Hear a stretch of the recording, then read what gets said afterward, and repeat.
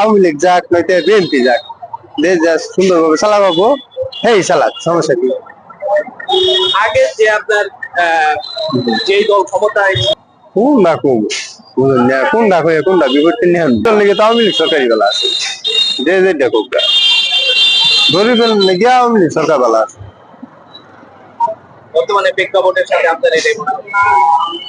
কি করবো অনেকে চান এরকমই আরেকটা তিন দল নির্বাচন করুক, সমস্যা কি? তিন দল করুক, যে দল বালা করবো এই দলে তো মেছে দেবই, বুঝছেন? যে দল বালা করবো এই দলে তো মেছে দেবই। এবার তো আওয়ামী জামাত ইসলাম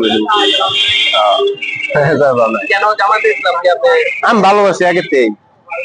এর কারণটা কি? তারা তো কখনো কোনো সময় দল সরকার সরকার পদে কাজ করবো, এটা কেন মনে হয়? কারণ কিছুই না, যেরকম বুঝি এরকমই।